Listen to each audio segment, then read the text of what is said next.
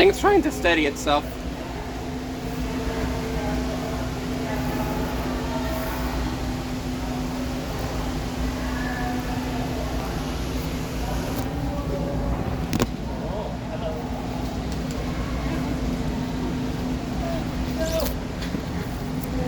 You good? Yeah, I'm fine. Okay. I'm just making him do extra work. Okay. We'll pretend it was on purpose. Yeah. Alright. So welcome to your Glass Bottom Boat Adventure, guys. My name is Sammy. I'm going to be the one yapping about the animals for the next few minutes. Over there we have Matt. He is our navigator. Please be nice to him.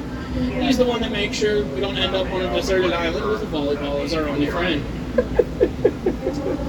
So this is Shark Lagoon.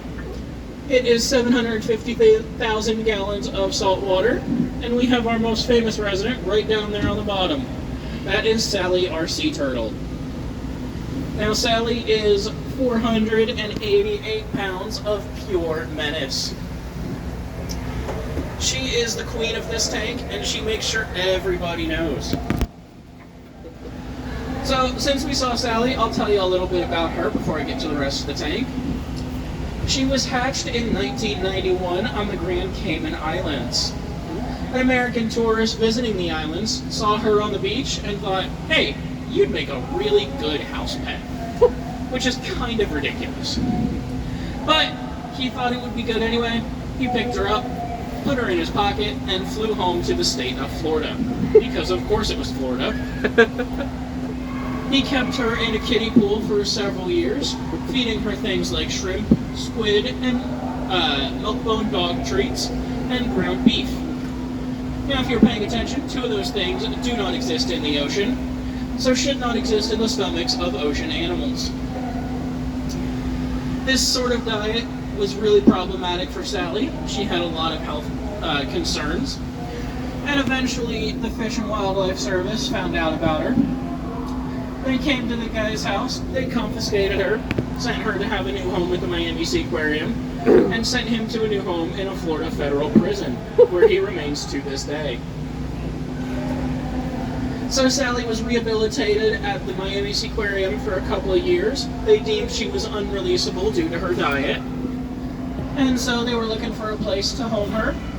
Hello, friend. Did he just hit the boat? Yep. So I'll tell you about him in just a second. There he is. Silly little guy. So, our sea turtle, Sally, they were looking for a place to rehome her in the early 2000s. This aquarium was scheduled to open in December of 2000, so we were like, hey, we'll take a sea turtle.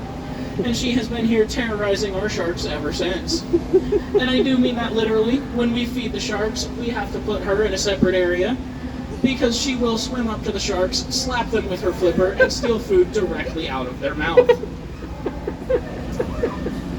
So, that guy you saw earlier that we were talking about was our younger male sawfish. He's pretty new to the tank. He's only been here for a couple of years. And he's very clumsy with that rostrum of his, that saw on the front of their head. As you saw, he hit the boat with it a couple of times. He does that a lot.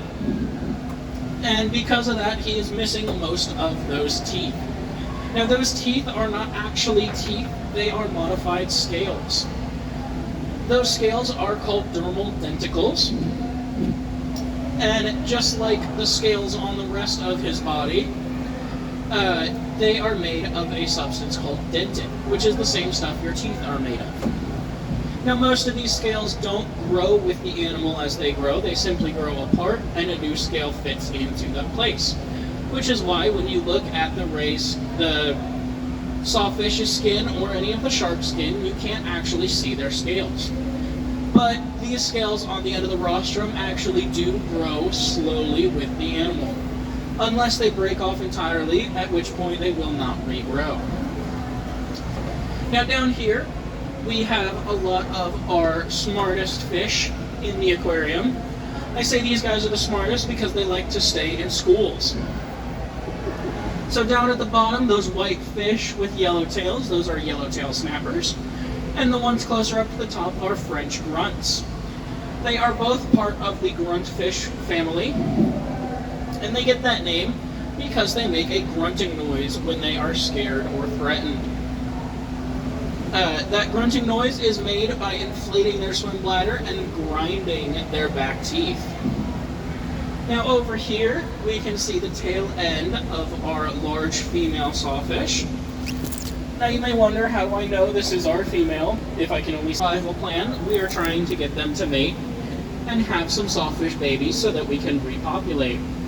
However, no one gave them that memo, and our female sawfish has decided she doesn't like either of the boyfriends we have presented to her. So she stays on her side of the tank, and she makes sure that the boys stay on their side. Now, back to those gruntfish I was talking about a second ago. They do make that grunting noise, and if you ever see two of them real close to each other, to 14 live sharks, we have 8 sand tigers, we have 2 sandbars, we have 3 nurse sharks, and we have 1 oceanic blacktip. The sand tigers are by far the scariest looking animal in this entire exhibit. They're the ones that if you went down to the tunnel and you saw they have that mouth open with those gnarly looking teeth.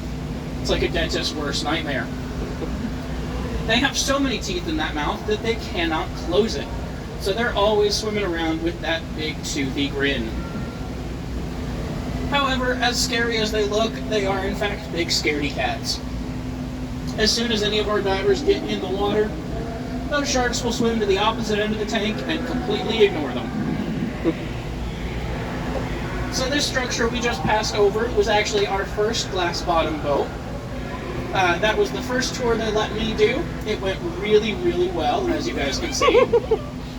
We made sure all of the guests were well taken care of. They got some free towels on the way out. I'm just messing with you. This is an artificial shipwreck that we have built. It's made of concrete, plaster, and latex. And this is used similarly to how an artificial reef would work out in the wild. Those small grunt fish, they will lay their eggs inside the ship. The little eggs will hatch. They'll swim around for a few years before coming out to meet the rest of their fishy friends.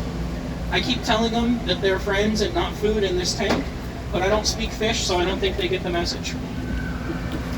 Now these 2 stingrays down here that look kind of like a burnt pancake, these guys are southern stingrays.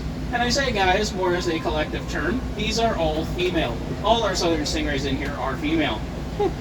This is because a single female can have 12 to 14 pups in a litter.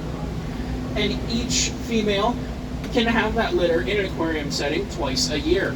So if we had males in here, this would no longer be Shark Lagoon. This would be Ray Bay, which we already have one of those, so we don't need 2. That'd just be silly.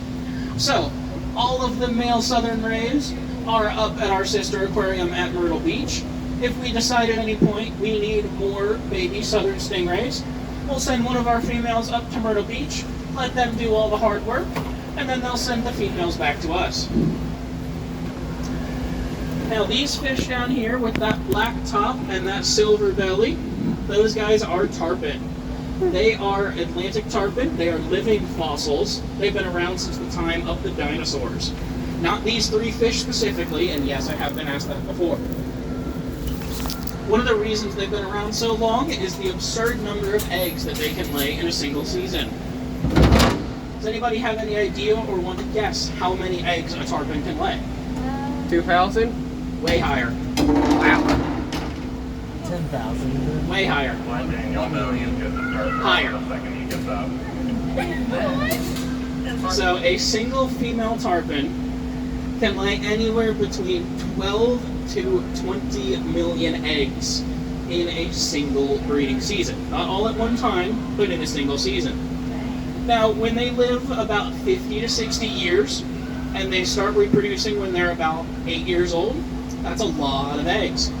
So all the tarpon in here are female, because we don't need 12 million tarpon. Their eggs are also so tiny that they fit through our entire filtration system. So if she did lay her eggs, we have tarpon in every single tank in this aquarium, and that would not be very fun. So, does anyone have any questions for me? I have a question. What's up? Do we fight fish that are in here? Say what? Do fish ever get in fights in here? So, really the only ones that are going to get in fights are going to be those gruntfish. And they just do that to kind of establish dominance within their school. The sharks don't really fight each other, they're too lazy. The rays don't really fight each other. The turtle's the only one that really picks fights, and that's just because she doesn't like most of the animals that are in here. She just has her own opinions, and nothing can stop her because she's 480 pounds. Anybody else have any questions? All right. Well, in that case, you guys are welcome to head up to the dock. Just